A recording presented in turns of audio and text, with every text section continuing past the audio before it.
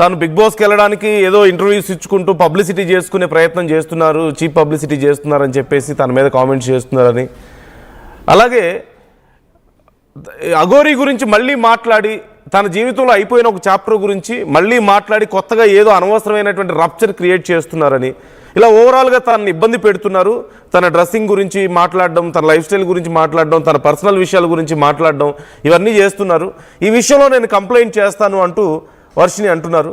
So Varshini చేస్తున్న comments మీద మరి విజ్ఞాన్ ఏమంటారో ఒకసారి మనం చూద్దాం, మాట్లాడే ప్రయత్నం చేద్దాం. ఒకసారి నేను విజ్ఞానికి కాల్ చేస్తాను.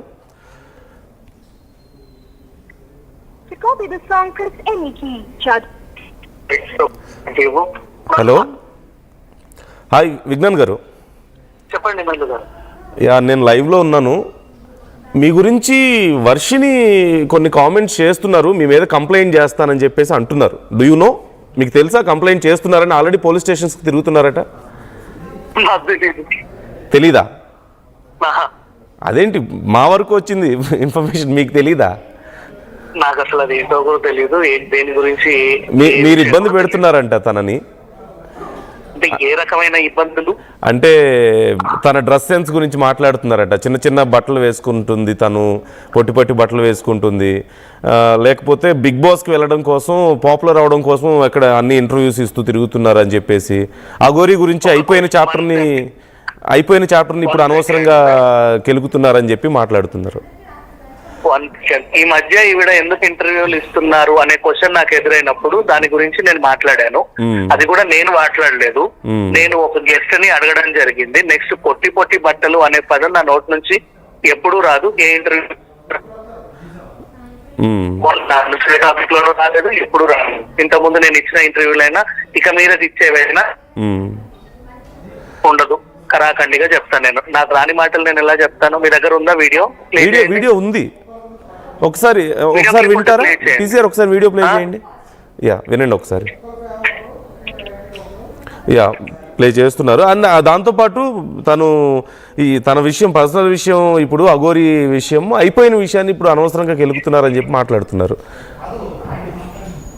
తను ఆ విషయం గురించి ఇంటర్వ్యూలు ఇచ్చినప్పుడు అవతల వాళ్ళు ఎలా మాట్లాడుకుంటుంటారండి?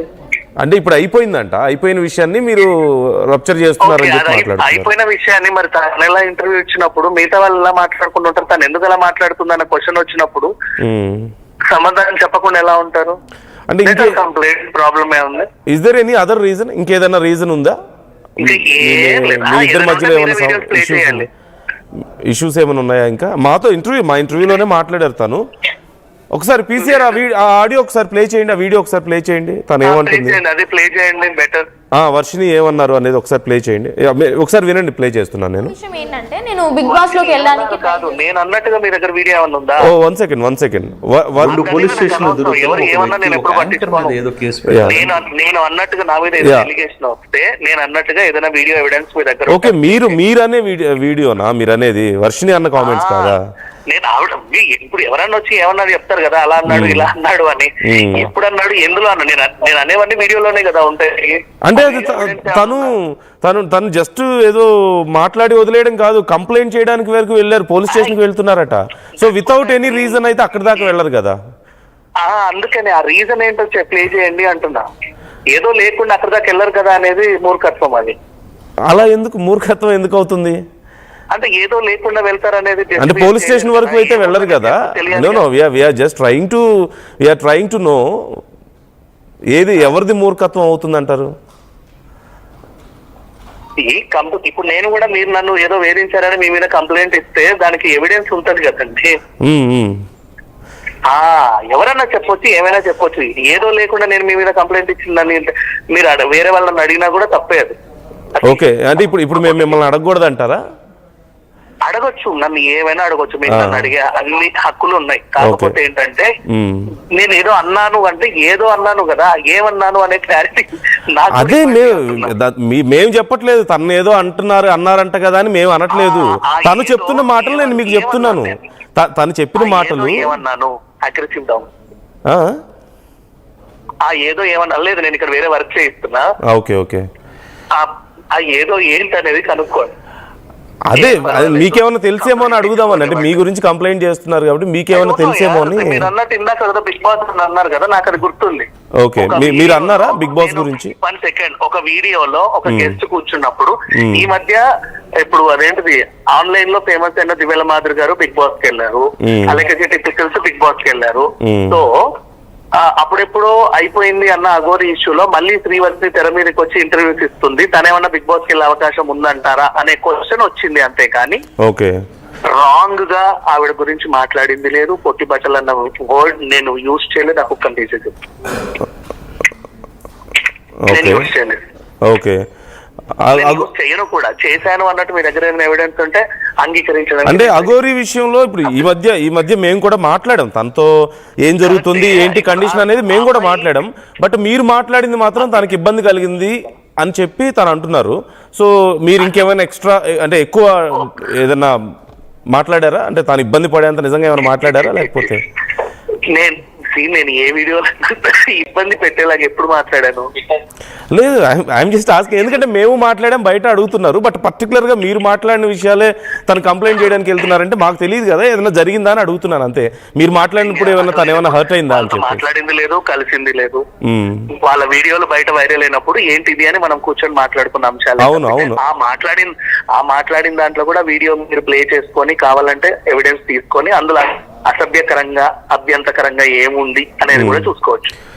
సో మీరు ఇప్పుడు ఏం చేయబోతున్నారు ఈ విషయంలో? మరి నేనేమీ చేయనండి, అసలు పట్టించుకోండి. ఇప్పుడు మీరు ఫోన్ చేశారు కదా, మీరు ఫోన్ కట్ చేశాక ఆలోచించడం కూడా మానేస్తా. అంతేనా? అంటే don't you think it's going to be A problem మీకు? అంటే ఇప్పుడు మీరు గ్రో అవుతున్నారు, సినిమా రివ్యూస్ అని పబ్లిక్ ఇష్యూస్ మీద రెస్పాండ్ అవుతున్నారు, యాజ్ ఎ క్రిటిక్ గా మీరు పాపులర్ అవుతున్న టైంలో మీ మీద కేసు అనేది ఇబ్బంది పెట్టే విషయం కాదంటే? ఎవరినో ఒకరిని టార్గెట్ చేసి న్యూస్ అవ్వాలి అని ప్రయత్నం ఎవరు చేసినా అది వాళ్ళ అడ్వాంటేజ్ తీసుకుంటారు, వాళ్ళ కర్మ. నేనేం చేయను. ఓకే, వర్షిని మిమ్మల్ని టార్గెట్ చేసి తను పాపులర్ అవ్వాలనుకుంటున్నారా? దేనికి? ఇప్పుడు మనం న్యూస్ అవ్వాల్సిన అవసరం ఏముంది? మనం న్యూస్ చెప్పుకుంటే సరిపోతుంది కదా, మనమే న్యూస్ అవ్వాల్సిన అవసరం ఏముంది? అదే మిమ్మల్ని టార్గెట్ చేయడం ఇలాంటివి చేయడం వల్ల ఇంకొంచెం పాపులర్ అవ్వడానికి చేస్తున్నారు అనేది మీ ఉద్దేశమా? అట్లా కూడా నేను అనుకోను. ఆ పిల్లకి ఆల్రెడీ పాపులారిటీ ఉంది, ఆమె పాపులారిటీ ఉంది కాబట్టి మనం మాట్లాడుకుంటాం కదా వాళ్ళ గురించి. Then why do you think she is doing this? I don't want to think on this issue కూడా. అంత ఆలోచించాల్సిన అంశం కూడా కాదని నాకు అనిపించింది. ఓకే ఓకే, వాళ్ళకి అభ్యంతరం అంటే నాతో కదా మాట్లాడాలి. దెన్ మీడియా ఛానల్ కి వెళ్ళి హడావిడి చేసి కేసు పెట్టేంత వరకు నేనైతే న్యూస్ అవ్వాలనుకోవట్లేదు. ఓకే, నాకు అవసరం కూడా లేదు. అండ్ దీని అసలే పట్టించుకోను. ఫస్ట్ ఆఫ్ ఆల్ అంటే మీరు అన్నట్టు మీ దగ్గరికి రావాలి. జనరల్ గా ఏదైనా ఇబ్బంది ఉంటే నాకు ఇబ్బంది అవుతుంది మీరు మాట్లాడడం వల్ల అని చెప్పాలి.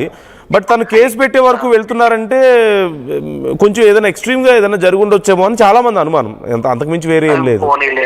అన్ని కలిసి లేదు నేను ఆవిడని ఎప్పుడు కలిసింది లేదు, ఆవిడతో మాట్లాడింది లేదు. ఒక్కసారి నా స్టూడియోకి వచ్చింది, అది కూడా అఘోరితో పాటు వచ్చింది.